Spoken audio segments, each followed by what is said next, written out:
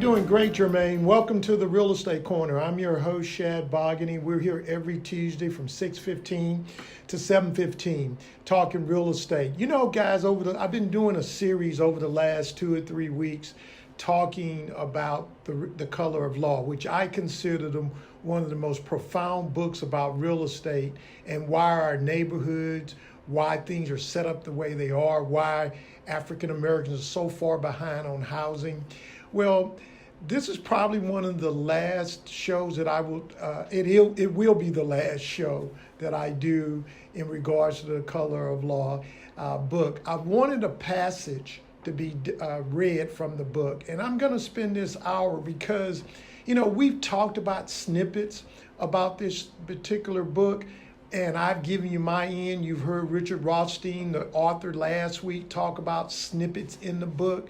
But I really wanted you to hear a chapter that talks about in the book, and this is chapter 3 in the book, and it goes into racial zoning. You know, I've been in meetings and people say, oh, we should have zoning in Houston. We're the largest city in the country that there's no zoning.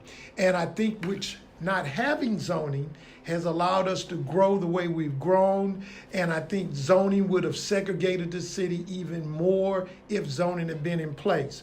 So at this time, we're going to read a chapter of the Color of Law, and you're going to learn some history that I know wasn't taught in school, wasn't taught in the college, wasn't taught in high school or junior high or any civics class. And keep in mind, this show is brought to you this week by American Title and Prosperity Bank, two of our sponsors. We couldn't do this show without them.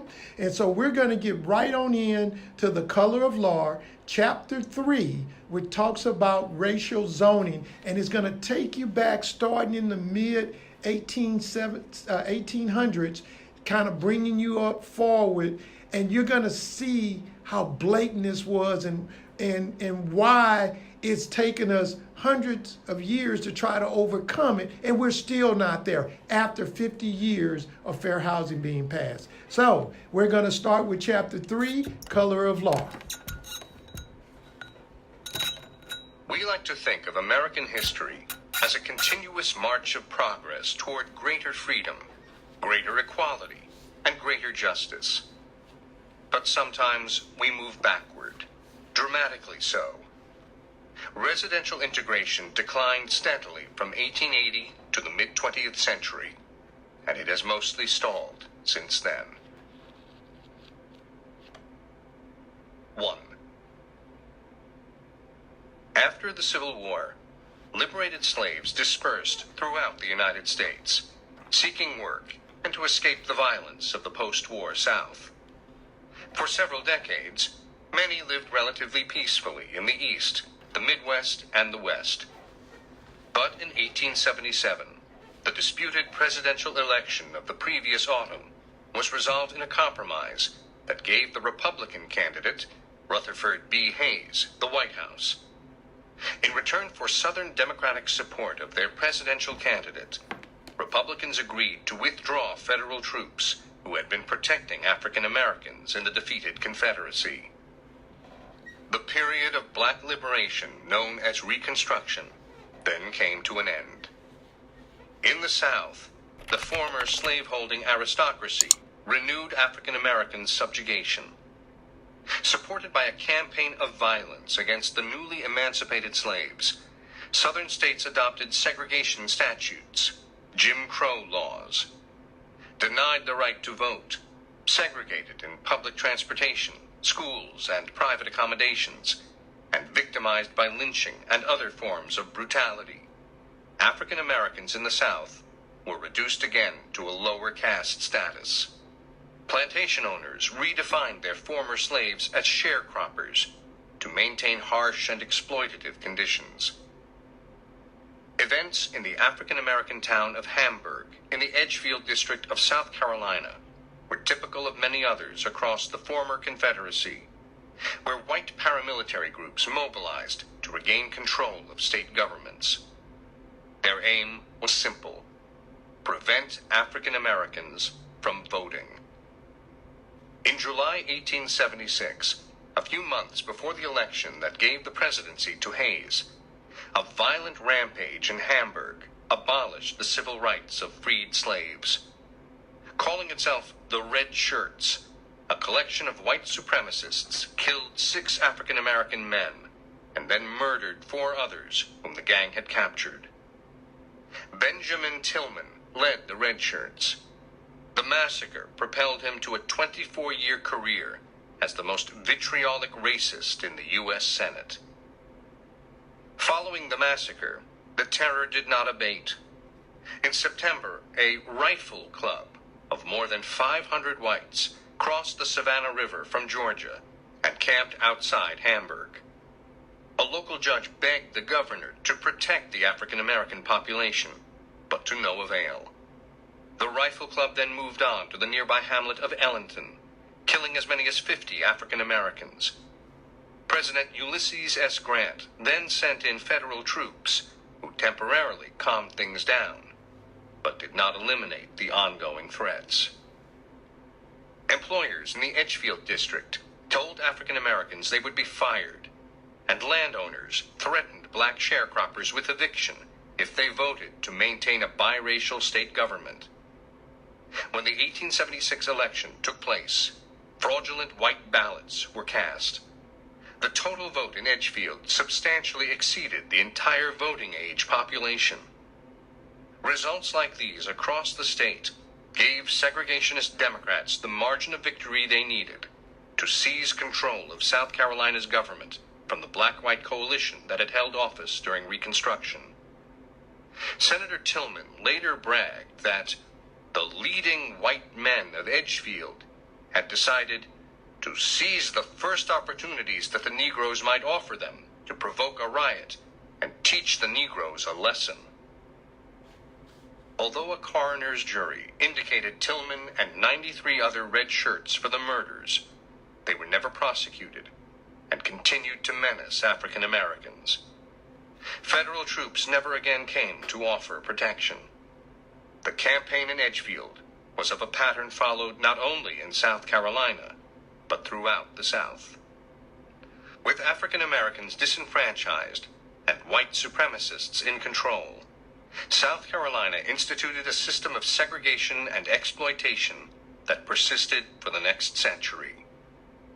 In 1940, the state legislature erected a statue honoring Tillman on the Capitol grounds, and in 1946, Clemson, one of the state's public universities, renamed its main hall in Tillman's honor. It was in this environment that hundreds of thousands of African Americans fled the former Confederacy in the first half of the 20th century.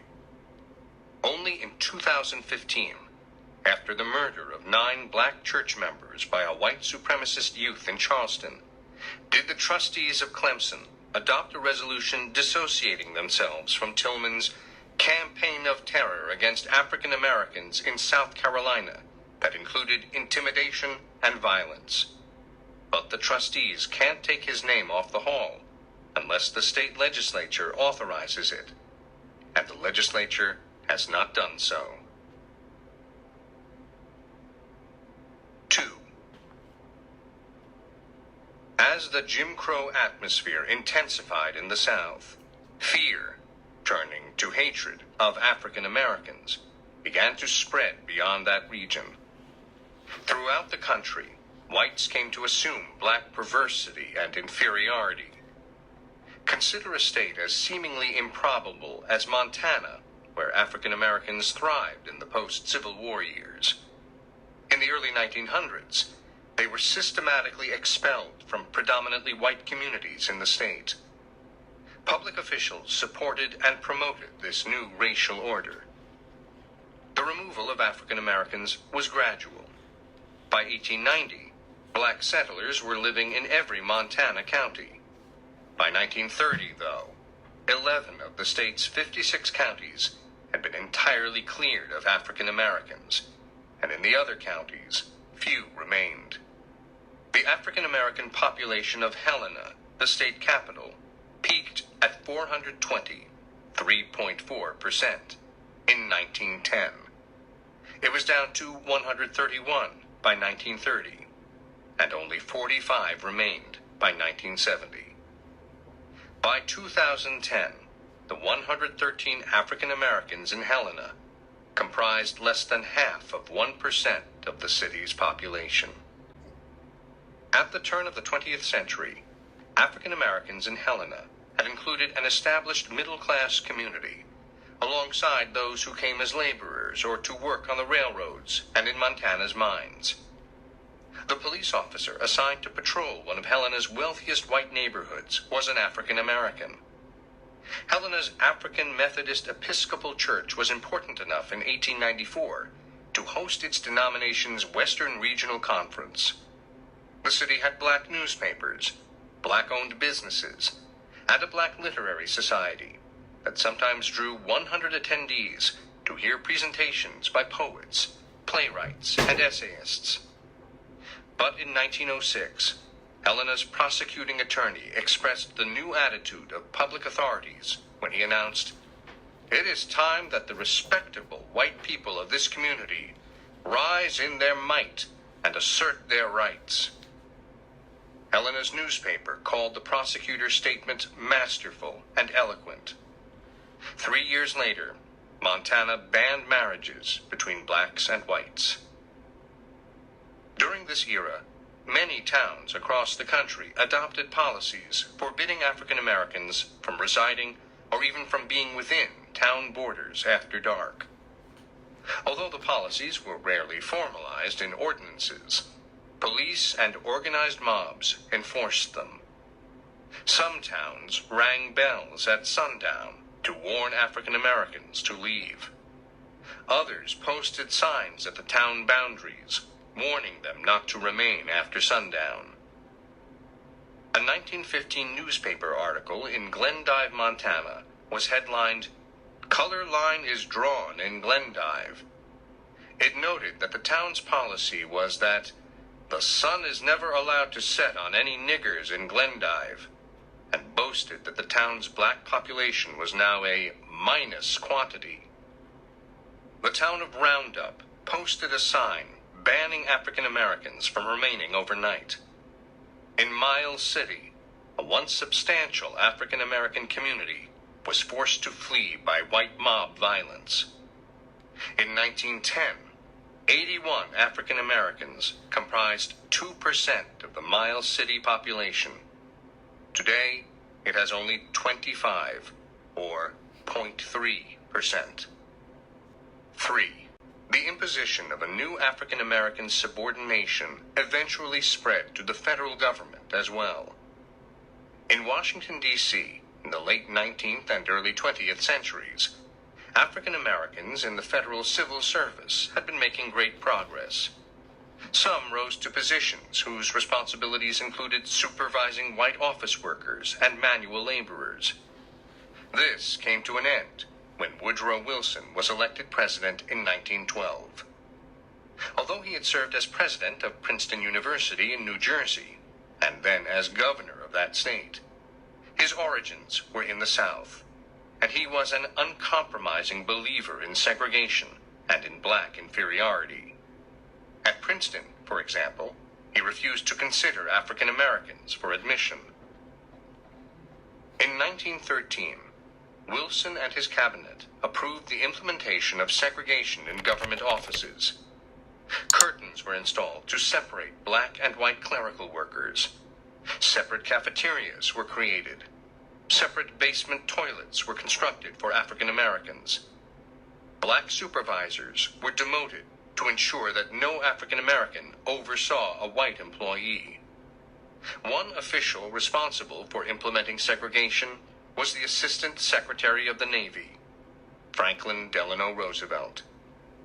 He might or might not have been enthusiastic about segregation, but it was an aspect of the changing national political culture in which he matured, and that he did not challenge. We're going to take a quick break. You're listening to the Real Estate Corner, and I'm reading a passage out of The Color of Law. It has to do with racial zoning, and in the book, The Color of Law. I continue to tell you this book is just outstanding, but I wanted you to hear it a passage out of it. I think this chapter is one of the most interesting chapters. One thing about Helena, Montana, they just elected a black person to be mayor of Helena, Montana a couple of years ago, and actually African from West Africa. And they did a little stint with him because the whole question, it's no black people here. How did you get elected? And so things have changed, but things have not changed. We're going to take a quick break, be right back with the Real Estate Corner, and we will continue with Chapter 3 in the Color of Law.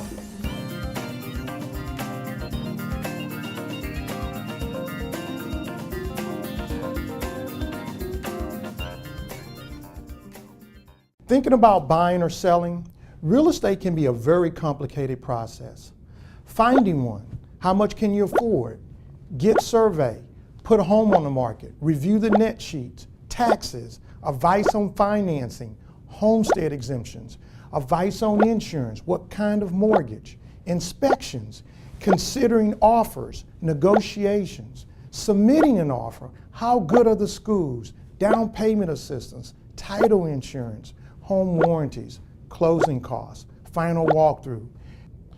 These are the pieces of the puzzle of home ownership.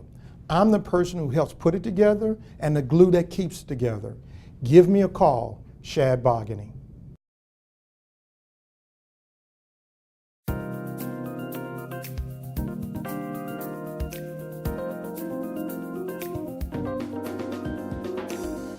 Alrighty, welcome back to the Real Estate Corner. My name is Shad Bogany. I am the host of the Real Estate Corner.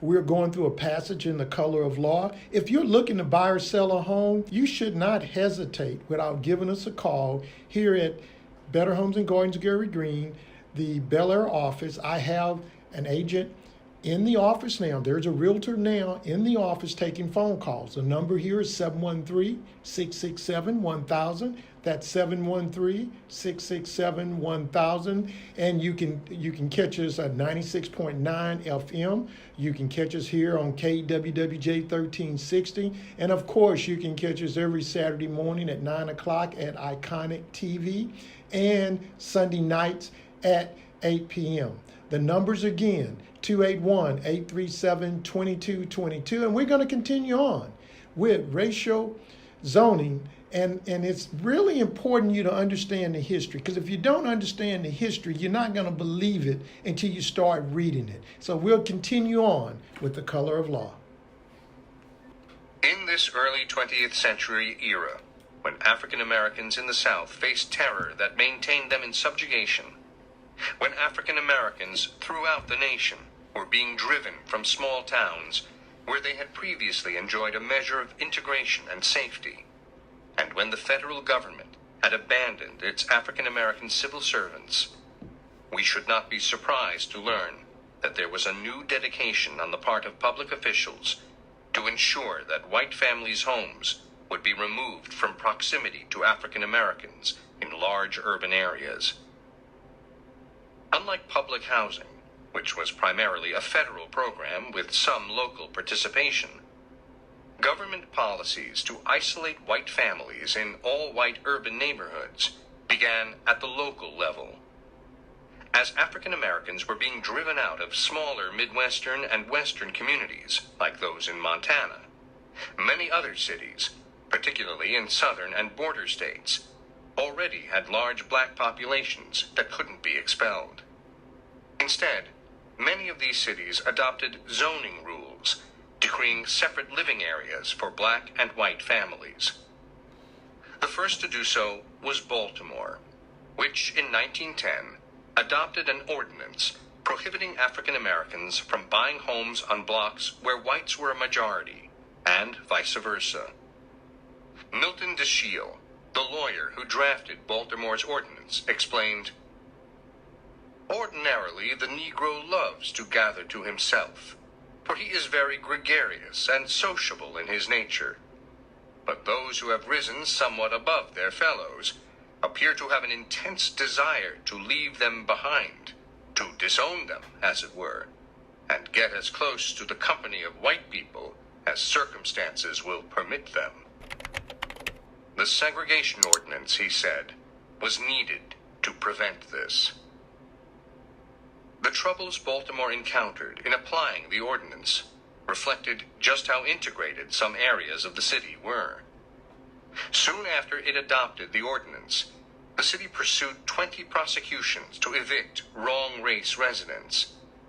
Judges had to grapple with such questions as whether an African American should be allowed to buy a home on a block that was evenly divided between white and black.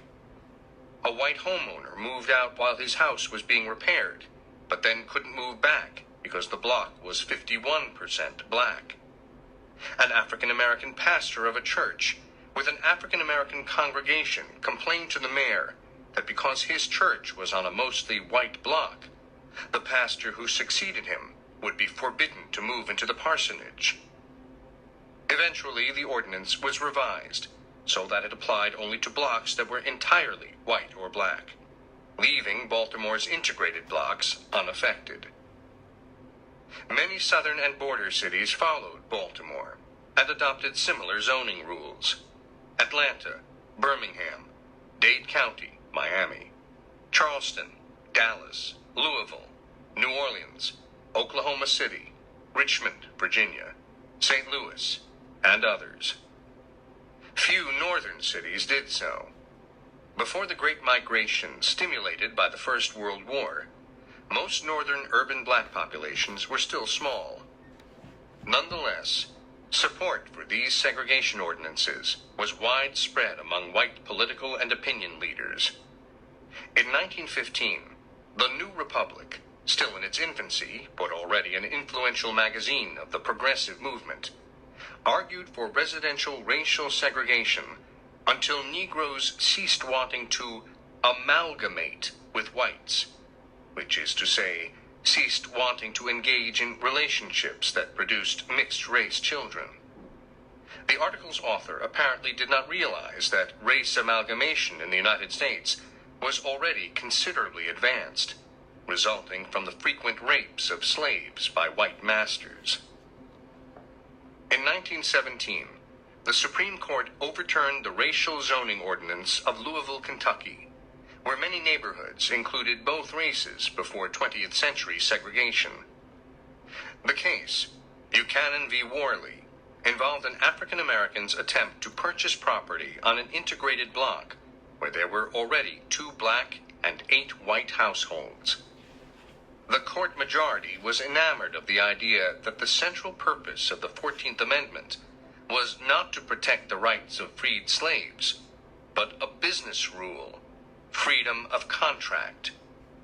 Relying on this interpretation, the court had struck down minimum wage and workplace safety laws on the grounds that they interfered with the right of workers and business owners to negotiate individual employment conditions without government interference. Similarly, the court ruled that racial zoning ordinances interfered with the right of a property owner to sell to whomever he pleased.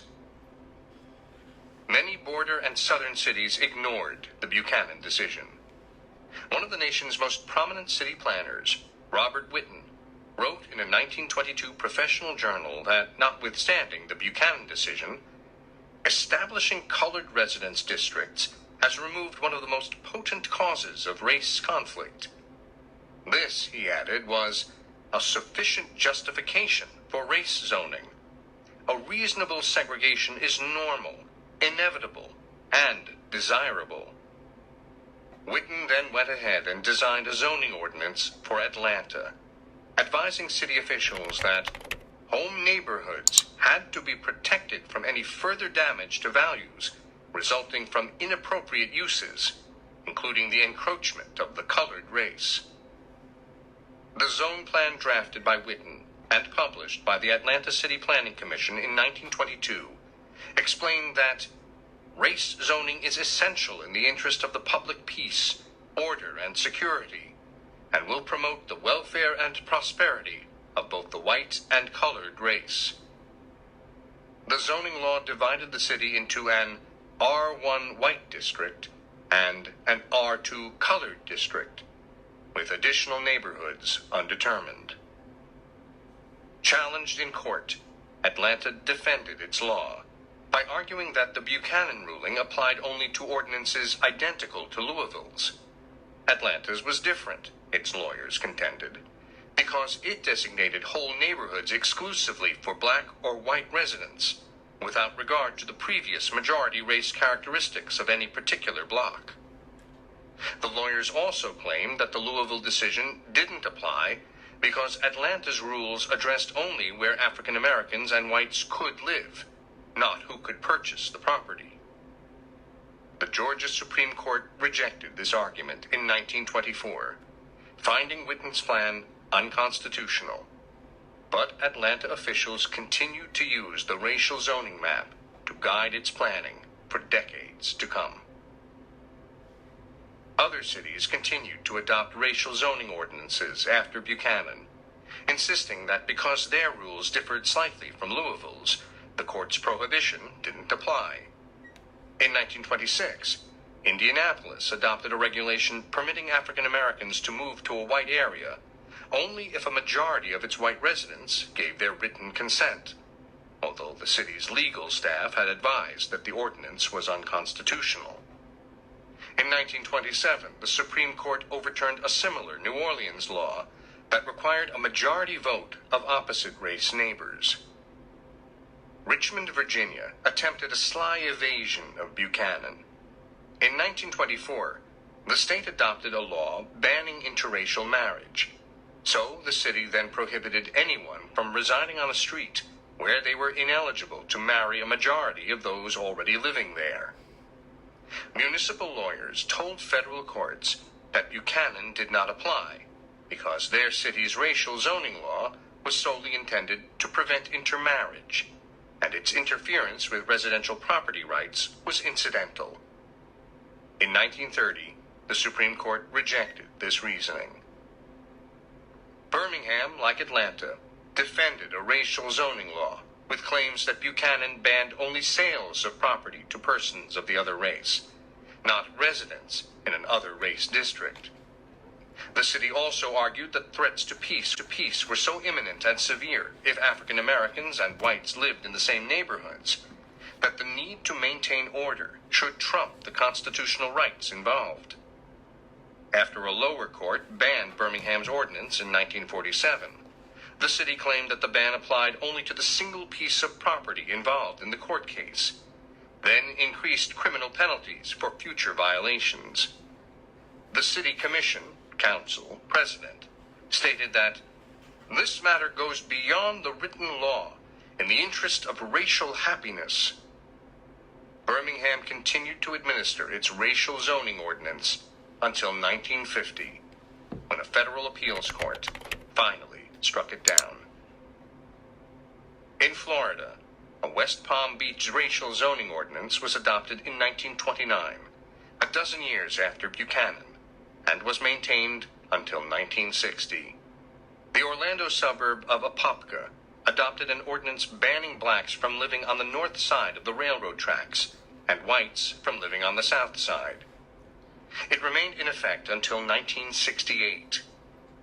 Other cities, like Austin and Atlanta, continued racial zoning without specific ordinances by designating African American areas in official planning documents and using these designations to guide spot zoning decisions.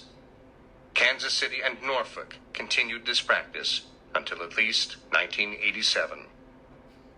But in cities that respected Buchanan as the law, segregationist officials faced two distinct problems: how to keep lower-income African Americans from living near middle-class whites, and how to keep middle-class African Americans from buying into white middle-class neighborhoods. For each of these conditions, the federal and local governments developed distinct solutions. We're going to take a quick break. You're listening to the Real Estate Corner here on KWWJ 1360. My name is Shad Bogany. I'm host of the show, and we're reading a passage on the book of Color of Law by Richard Rothstein. We're going to take a quick break and we'll be right back, because I want to get this whole chapter into you. Be right back with the Real Estate.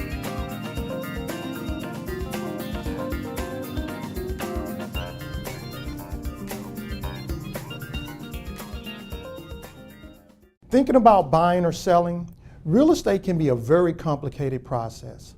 Finding one, how much can you afford? Get survey, put a home on the market, review the net sheets, taxes, advice on financing, homestead exemptions, advice on insurance, what kind of mortgage, inspections, considering offers, negotiations, submitting an offer, how good are the schools, down payment assistance, title insurance, home warranties, closing costs, final walkthrough. These are the pieces of the puzzle of home ownership. I'm the person who helps put it together and the glue that keeps it together. Give me a call, Shad Bogany.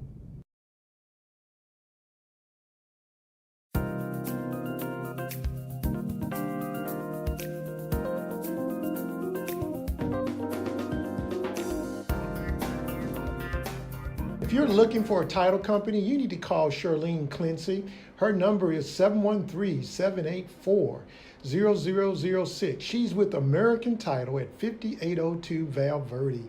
Charlene's my favorite title company where service is most important because title insurance is the same cost at every title company. But what differentiates the different title companies is service. And if you go and use Charlene Clancy over at American Title, you will find out why she's my favorite and she'll become your favorite. Her number is 713-784-0006, American Title at 5802 Val Verde. Let's go back to Chapter 3 in Color of Law. In 2014, police killed Michael Brown, a young African-American man in Ferguson, a suburb of St. Louis. Protests followed, some violent, and subsequent investigations uncovered systematic police and government abuse of residents in the city's African-American neighborhoods. The reporting made me wonder how the St. Louis metropolitan area became so segregated. It turns out that economic zoning, with a barely disguised racial overlay, played an important role. To prevent lower-income African Americans from living in neighborhoods where middle-class whites resided, local and federal officials began in the 1910s to promote zoning ordinances to reserve middle-class neighborhoods for single-family homes that lower-income families of all races could not afford. Certainly an important and perhaps primary motivation of zoning rules that kept apartment buildings out of single-family neighborhoods was a social class elitism that was not itself racially biased. But there was also enough open racial intent behind exclusionary zoning that it is integral to the story of de jure segregation. Such economic zoning was rare in the United States before World War I, but the Buchanan decision provoked urgent interest in zoning as a way to circumvent the ruling.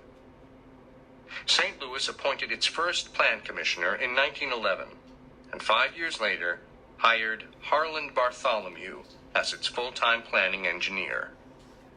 His assignment was to categorize every structure in the city: single-family residential, multifamily residential, commercial or industrial, and then to propose rules and maps to prevent future multifamily, commercial, or industrial structures from impinging on single-family neighborhoods.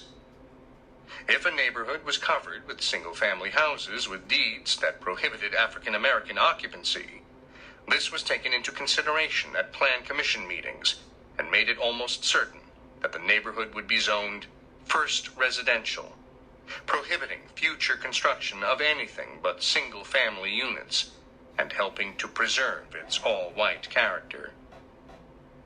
According to Bartholomew, an important goal of St. Louis zoning was to prevent movement into finer residential districts by colored people. He noted that without a previous zoning law, such neighborhoods have become run down, where values have depreciated. Homes are either vacant or occupied by colored people. The survey Bartholomew supervised before drafting the zoning ordinance listed the race of each building's occupants. Bartholomew attempted to estimate where African Americans might encroach, so the commission could respond with restrictions to control their spread. The St. Louis zoning ordinance was eventually adopted in 1919, 2 years after the Supreme Court's Buchanan ruling banned racial assignments.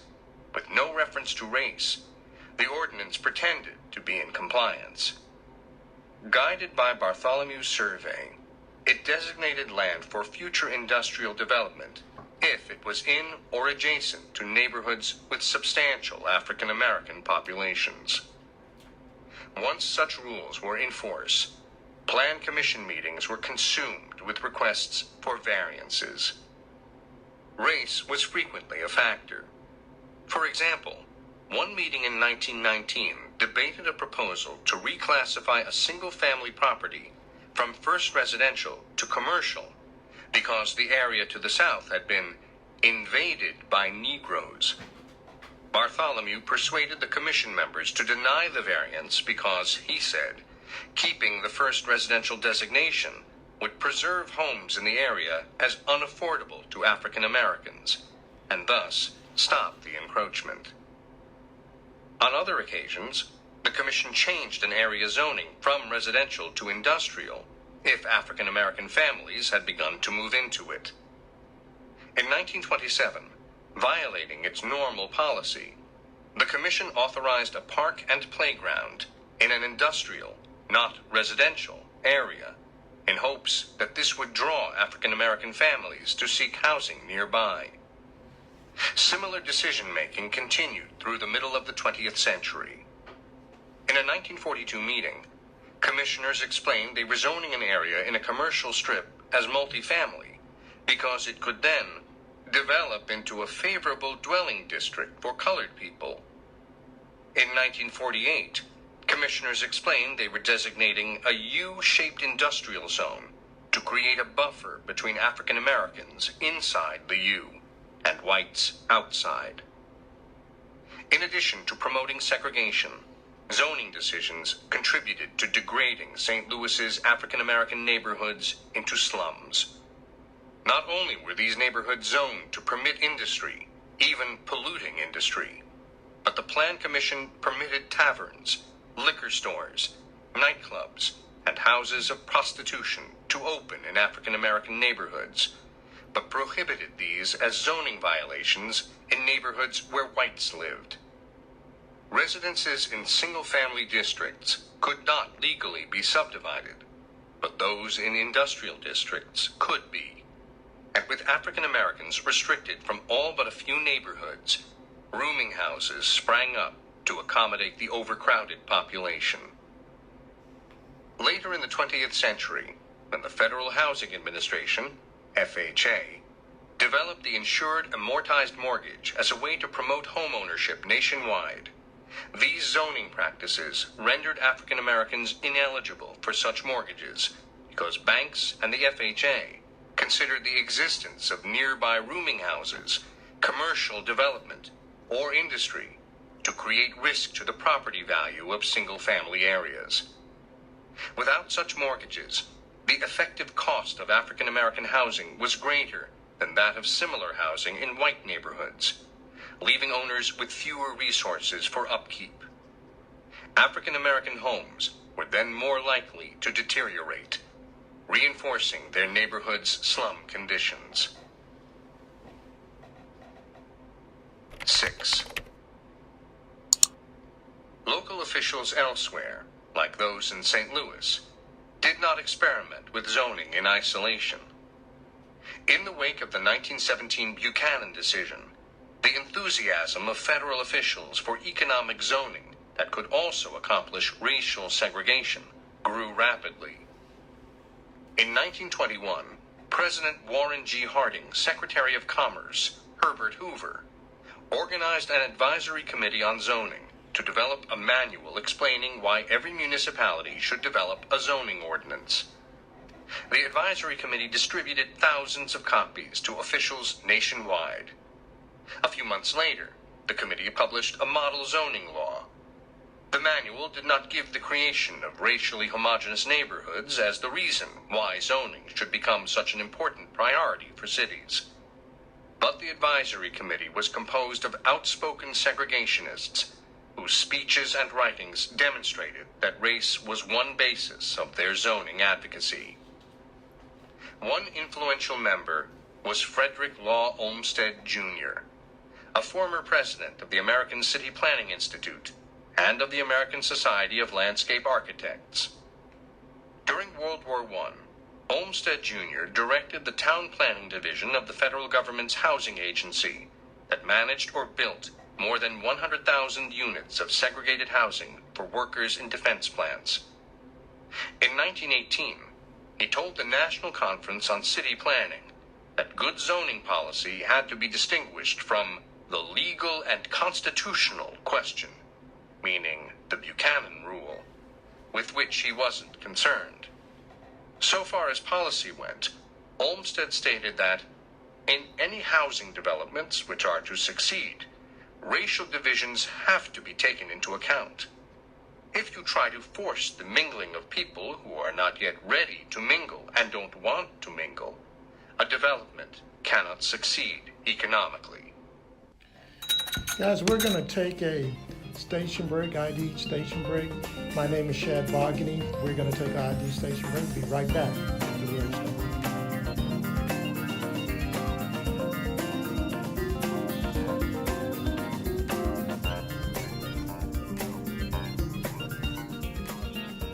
Thinking about buying or selling, real estate can be a very complicated process. Finding one, how much can you afford? Get survey, put a home on the market, review the net sheets, taxes, advice on financing, homestead exemptions, advice on insurance, what kind of mortgage, inspections, considering offers, negotiations, submitting an offer, how good are the schools, down payment assistance, title insurance, home warranties, closing costs, final walkthrough. These are the pieces of the puzzle of home ownership. I'm the person who helps put it together and the glue that keeps it together. Give me a call, Shad Bogany. Bettman, the director of the National Conference on City Planning. In 1933, President Franklin D. Roosevelt appointed him to a National Land Use Planning Committee that helped to establish planning commissions in cities and states throughout the country. Planning, i.e. zoning, was necessary, Bettman and his colleagues explained, to maintain the nation and the race. The segregationist consensus of the Hoover Committee was reinforced by members who held positions of leadership in the National Association of Real Estate Boards, including its president, Irving B. Hyatt. In 1924, 2 years after the Advisory Committee had published its first manual and model zoning ordinance, the association followed up by adopting a code of ethics that included this warning: a realtor should never be instrumental in introducing into a neighborhood members of any race or nationality whose presence will clearly be detrimental to property values in that neighborhood. Other influential zoning experts made no effort to conceal their expectation that zoning was an effective means of racial exclusion. Columbia Law School professor Ernst Freund, the nation's leading authority on administrative law in the 1920s, observed that preventing the coming of colored people into a district was actually a more powerful reason for the spread of zoning during the previous decade than creation of single-family districts, the stated justification for zoning. Because the Buchanan decision had made it impossible to find an appropriate legal formula for segregation, Freund said that zoning masquerading as an economic measure was the most reasonable means of accomplishing the same end. Secretary Hoover, his committee members, and city planners across the nation believed that zoning rules that made no open reference to race would be legally sustainable. And they were right. In 1926, the Supreme Court, for the first time, considered the constitutionality of zoning rules that prohibited apartment buildings in single-family neighborhoods. The decision, arising from a zoning ordinance in a Cleveland suburb, was a conspicuous exception to the court's rejection of regulations that restricted what an owner could do with his property. Justice George Sutherland, speaking for the court, explained that very often the apartment house is a mere parasite, constructed in order to take advantage of the open spaces and attractive surroundings created by the residential character of the district, and that apartment houses in single-family districts come very near to being nuisances. In reaching this decision, the Supreme Court had to overrule the findings of a district judge who would have preferred to uphold the zoning ordinance, but could not pretend ignorance of its true racial purpose, a violation of Buchanan. The judge explained, "The blighting of property values and the congesting of the population whenever the colored or certain foreign races invades a residential section are so well known as to be within the judicial cognizance." In the years since the 1926 Supreme Court ruling, numerous white suburbs in towns across the country have adopted exclusionary zoning ordinances to prevent low-income families from residing in their midst. Frequently, class snobbishness and racial prejudice were so intertwined that when suburbs adopted such ordinances, it was impossible to disentangle their motives and to prove that the zoning rules violated constitutional prohibitions of racial discrimination. In many cases, however, like Secretary Hoover's experts, localities were not always fastidious in hiding their racial motivations. The use of zoning for purposes of racial segregation persisted well into the latter half of the 20th century.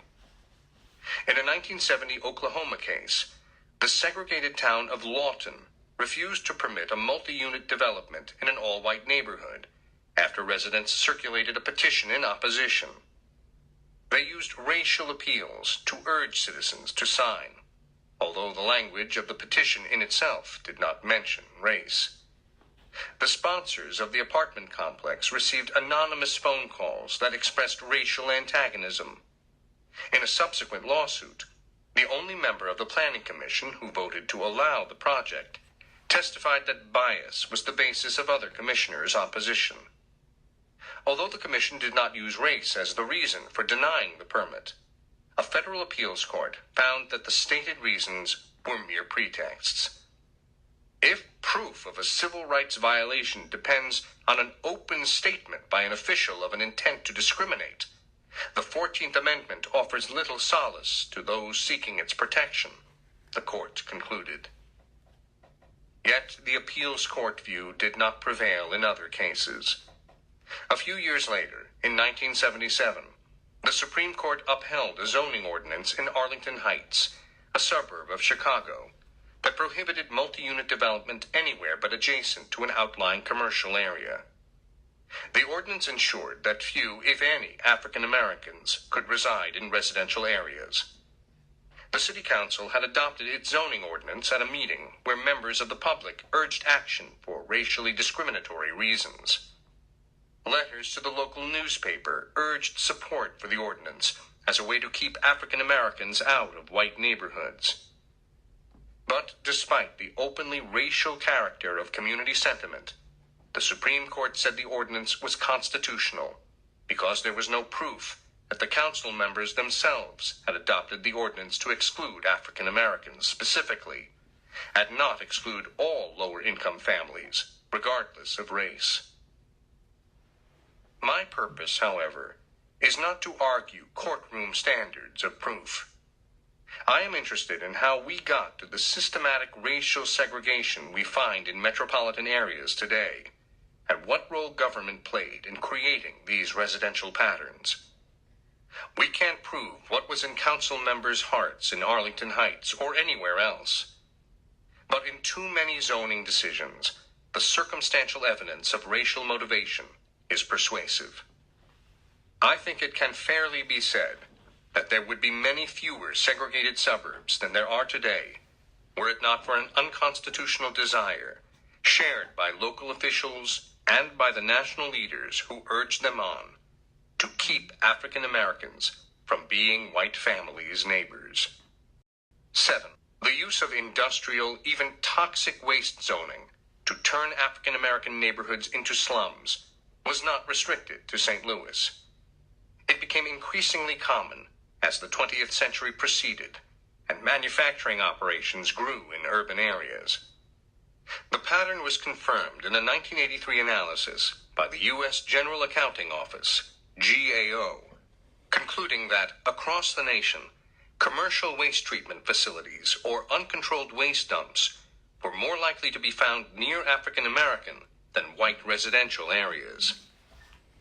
Studies by the Commission for Racial Justice of the United Churches of Christ and by Greenpeace, conducted at about the same time as the GAO report, concluded that race was so strong a statistical predictor of where hazardous waste facilities could be found, but there was only a 1 in 10,000 chance of the racial distribution of such sites occurring randomly, and that the percentage of minorities living near incinerators was 89% higher than the national median. Skeptics of these data speculated that African Americans moved to such communities after these facilities were present. But while this may sometimes have been the case, after all, most African Americans had limited housing choices. It cannot be the full explanation. Neighborhoods with proposed incinerators, not those already built, had minority population shares that were much higher than the shares in other communities. Decisions to permit toxic waste facilities in African American areas did not intend to intensify slum conditions, although this was the result. The racial aspect of these choices was a desire to avoid the deterioration of white neighborhoods when African American sites were available as alternatives. The welfare of African Americans did not count for much in this policy making. Oftentimes, as in St. Louis, zoning boards made explicit exceptions to their residential neighborhood rules to permit dangerous or polluting industry to locate in African American areas. In Los Angeles, for example, a black community became established in the south central area of the city in the 1940s. The neighborhood had some industry, but its non-residential character was more firmly entrenched when the city began a process of spot rezoning for commercial or industrial facilities. Automobile junkyards became commonplace in the African American neighborhood.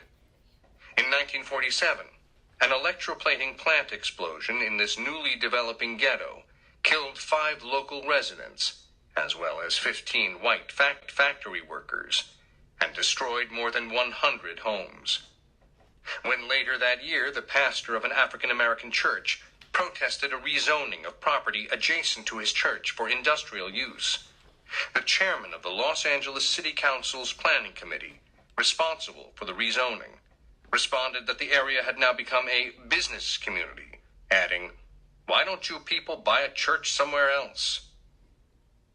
For the most part, courts have refused to reject toxic siting decisions without proof of explicit, stated intent to harm African Americans because of their race. In a 1979 Houston case, an African American community that already had a disproportionately high number of hazardous waste sites protested the addition of another. A federal judge found that the proposal was unfortunate and insensitive, but refused to ban it without proof of explicit racial motivation. A 1991 case arose in Warren County, North Carolina, whose overall population was about half white and half African American. The county had 3 existing landfills, all in African American areas. When a new landfill was proposed for a white area, residents protested, and county officials did not issue a permit. But when another was proposed, this time in an African American area, county officials ignored residents' protests and approved the landfill. A federal judge upheld the county's decision, finding that there was a discriminatory impact, but no explicit racial intent. In 1991, the Environmental Protection Agency issued a report confirming that a disproportionate number of toxic waste facilities were found in African American communities nationwide. President Bill Clinton then issued an executive order requiring that such disparate impact be avoided in future decisions. The order did not, however, require any compensatory actions for the existing toxic placements. The frequent existence of polluting industry and toxic waste plants in African American communities, along with subdivided homes and rooming houses, contributed to giving African Americans the image of slum dwellers in the eyes of whites who lived in neighborhoods where integration might be a possibility. This, in turn, contributed to white flight when African Americans attempted to move to suburbs. Zoning thus had two faces. One face, developed in part to evade a prohibition on racially explicit zoning, attempted to keep African Americans out of white neighborhoods by making it difficult for lower-income families, large numbers of whom were African Americans, to live in expensive white neighborhoods. The other attempted to protect white neighborhoods from deterioration by ensuring that few industrial or environmentally unsafe businesses could locate in them. Prohibited in this fashion, polluting industry had no option but to locate near African American residences. The first contributed to creation of exclusive white suburbs. The second, to creation of urban African American slums. And that is the rest of the story on The Color of Law, and it has to deal with zoning. And that neighborhood he was talking about was out in the Kennedy Heights area. If you remember, a lot of my listeners and KWWJ listeners, that is where that neighborhood was. So I wanted this passage. I thought it was something that really came across of you understanding why the railroad trip, some people on the other side of the railroad track and other people on the other side. It also kind of gave you an idea where people in Pleasantville got all the industrial around them and how it's allowed to be done. And they've gotten really slick with it because they do other things to keep it from saying it was racial because it doesn't look good or sound good, but there are other ways to make it happen. You've been listening to the Real Estate Corner. This show is brought to you every week by Prosperity Bank and American Title with 5802 Valverde with Charlene Clancy. We will see you next week. I am through with my series of The Color of Law. I should have started it in February for Black History Month, but I've just been I can't tell you how this book has changed my thought process on real estate. And I recommend every realtor, if you're involved in real estate, read this book. If you're concerned with gentrification, read this book, and then you'll begin to understand why things are the way they are. See you next week on the Real Estate Corner.